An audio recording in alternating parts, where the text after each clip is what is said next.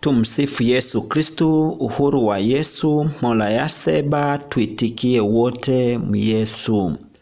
Roho Mtakatifu wa Yesu ananena na ulimwengu. Pinga ushoga na roho zote za kuzimu na kuziombea kwa jina la Yesu.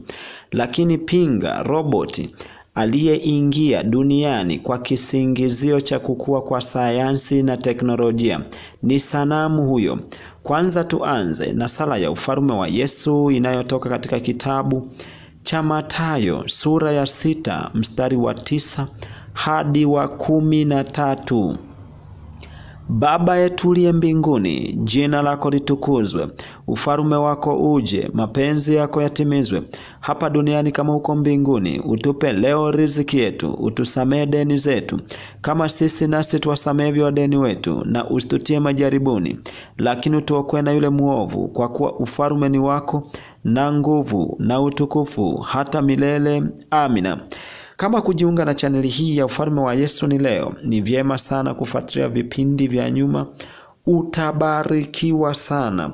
Leo tutajifunza siri moja ya Yesu Kristo inayotoka katika kitabu cha Wathesalonike wa kwanza sura ya 3. Siri hiyo ni kama ifuatavyo. Ripoti ya Timotheo ya kutia moyo. Wathesalonike wa kwanza sura ya 3 mstari wa 1 hadi wa 13 inasema: basi kwa hiyo tulipokuwa hatuwezi kuvumilia zaidi, tuliona vema kuachwa Athene peke yetu. Tukamtuma Timotheo ndugu yetu, mtumishi wa Mungu katika injili ya Kristo, ili kuwafanya ninyi imara na kuwafariji kwa habari ya imani yenu. Mtu asifadhaishwe na dhiki hizi, maana ninyi wenyewe mnajua ya kuwa twawekewa hizo. Kwa kuwa tulipokuwapo kwenu tulitangulia kuambia kwamba tutapata dhiki kama ilivyotukia nanyi mwajua. Kwa hiyo mimi nami nalipokuwa siwezi kuvumilia tena, nalituma mtu ili niijue imani yenu, asije yule mjaribu akawajaribu na taabu yenu ikawa haina faida.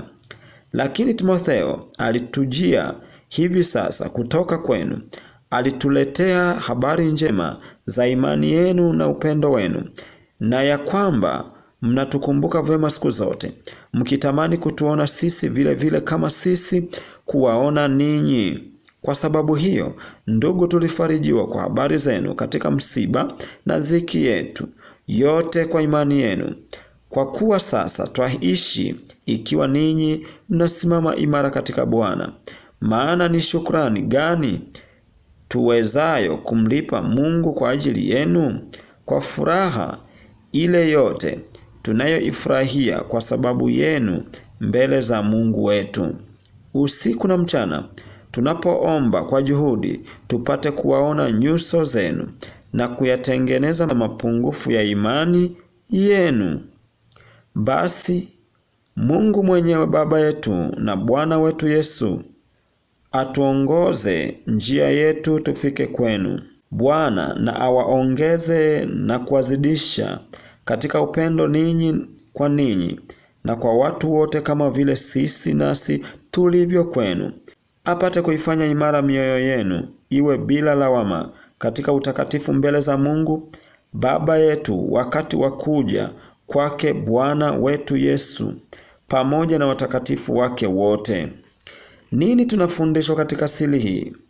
Tunakumbushwa tuwe na moyo wa kumfariji mnyonge anayepitia changamoto katika maisha, na mfarijiwa awe tayari kufarijiwa katika dhiki yake.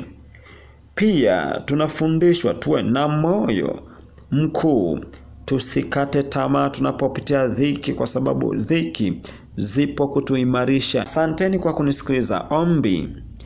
Yesu Kristo, msaada wa wanyonge, tunaomba Baba ututie nguvu, utupe moyo mkuu, tudumu katika imani yako, huku ukitushindia katika dhiki na tabu tunazozipitia. Amina.